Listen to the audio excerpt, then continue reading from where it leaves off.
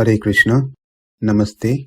Chapter 13 is entitled as kṣetraṁ yoga, also as Prakriti Purusha Vibhaga yoga, also as Prakriti Purusha Viveka yoga. Sloka 19. Iti kṣetraṁ tathā jñānaṁ jñeyaṁ coktaṁ samāsataḥ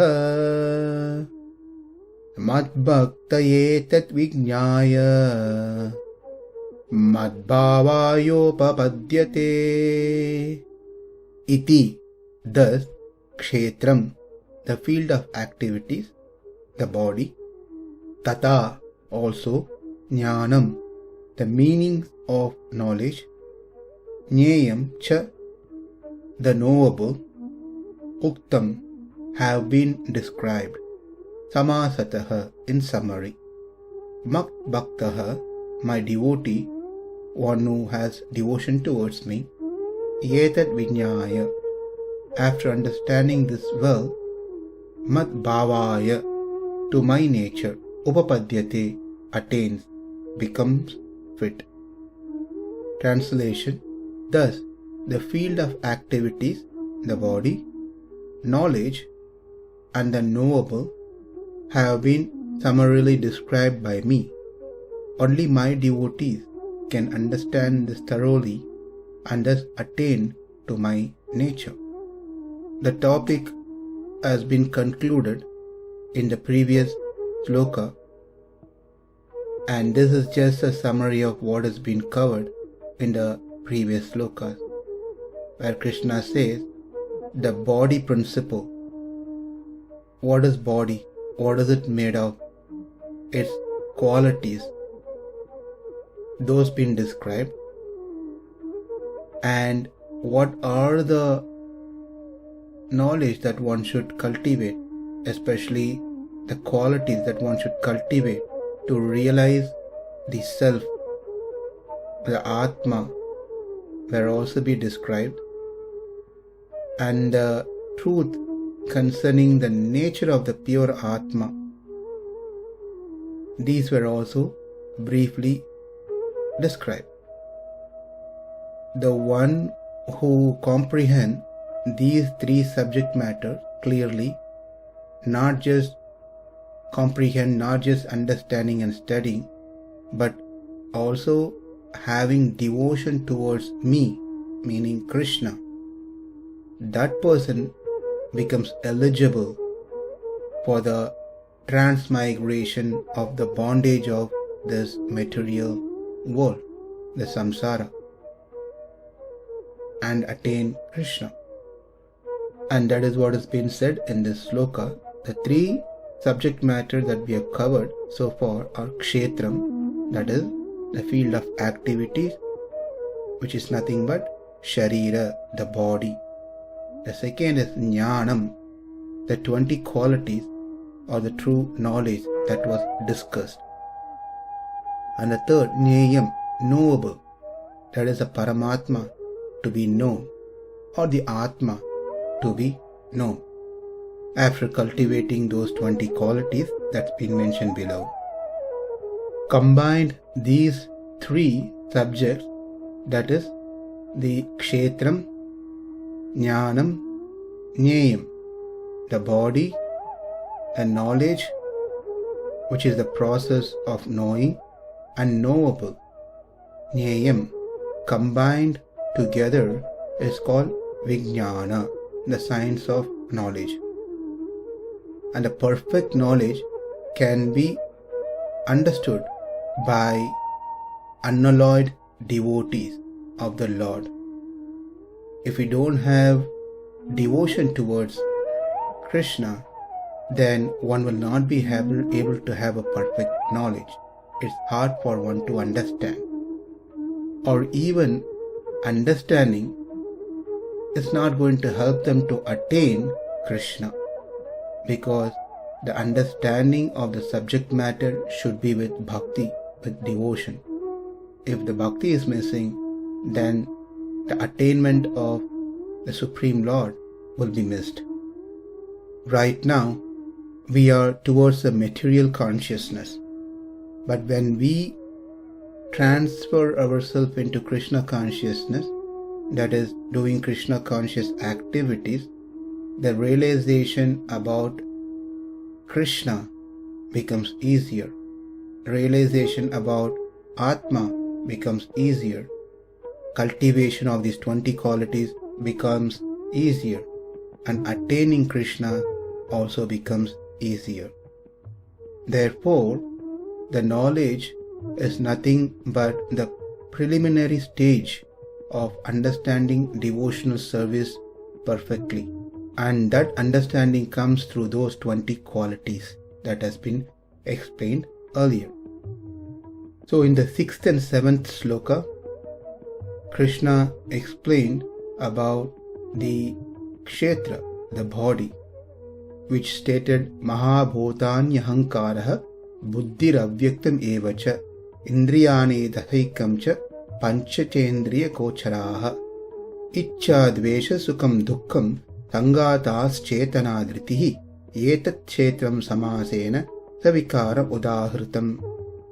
There we learned about the 24 elements, starting from Prakriti, then Mahan, Ahankara. We also learned about Panchīkarana. So that's all about the kṣetra. Then we learned the 20 items, the 20 qualities which are required to know the Atma. That was from sloka number 8 through 12. Starting from Amanittam, Adambitam, Ahimsa, Shantir, Arjavam, Acharyopasanam, Saucham, Thairyam, Atma Vinigraha.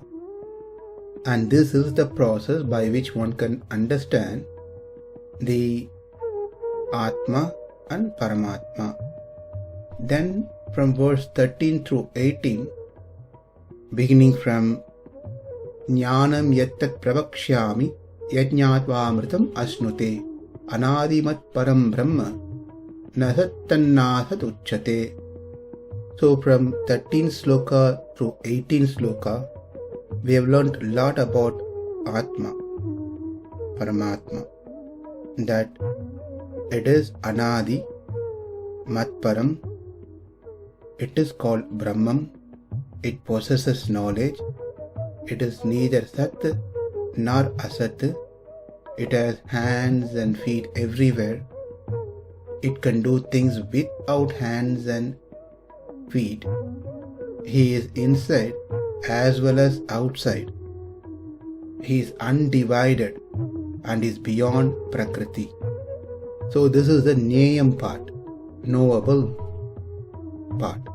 So kṣetraṁ, so verse 6 and 7, jñānaṁ from 8 through 12, jñeyaṁ from 13 through 18. These are the three subjects which has been covered so far. So, by knowing these three subjects, what happens? Krishna says, mad-bhāvāyopapadyate, one attains my nature.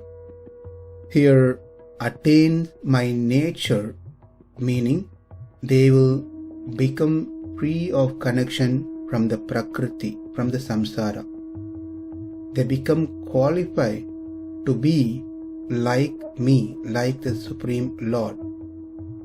Becomes my nature, attains my nature, doesn't denote that one becomes God, one becomes one with God. That is not what has been said here, because it will be a contradicting statement of authoritative sources from the Vedas and other places. What has been said here is the self attains my state of being. Krishna says the Atma, when get liberated, that Mukta Atma will attain my state. What is Krishna's state? Krishna's state is not connected to the samsara. He is not influenced by the samsara. Likewise, the Muktatma, one who is liberated, will also be completely free from the samsara. And that is the state of attainment that Krishna is saying that that Muktatma will attain my nature. That's what it means. One should not wrongly think that we all will become God after getting liberated from this material world. And this is only attained by mad-bhakta. Krishna very specifically says this term, mad-bhakta, only my devotee, meaning one who is having unalloyed devotion towards Krishna, can attain this state by knowing these three subject matter: kṣetraṁ, jñānaṁ, jñeyaṁ. The question comes, well, if I just know these three subject matter, kṣetraṁ, jñānaṁ, jñeyaṁ, will I attain the supreme abode? And of course, with bhakti, if I know these three subjects, will I attain the supreme abode, the supreme Lord? The answer is, knowing these things is one aspect only. There should be anushthanam, meaning practice of what we learned. Therefore, it is just not the knowledge, cultivation of knowledge, it is also practice of the knowledge that we attained. Therefore, we learned about the body, we learned about the Atma. Now, for us to come to a realization, one should apply the 20 qualities that's been told by Krishna, so one can understand the Atma Paramatma. Without practicing these 20 qualities, just having the knowledge of kṣetraṁ, jñānaṁ, jñeyaṁ is going to take one nowhere. Therefore, knowledge and anushthanam, practice, are very important. With that said, we are concluding this section, which was summarized by Krishna himself. Now, what's coming up is the Prakriti and the Atma are beginningless. We have learned previously in the same chapter. When they associate with each other, what are the respective activities they do, and what caused their association, the conjunction? These are discussed in the following verses. So from next verse, we are moving to a next subject. And of course, it's all related to Prakriti, Atma and Paramatma. Iti kṣetraṁ tathā jñānaṁ jñeyaṁ coktaṁ samāsataḥ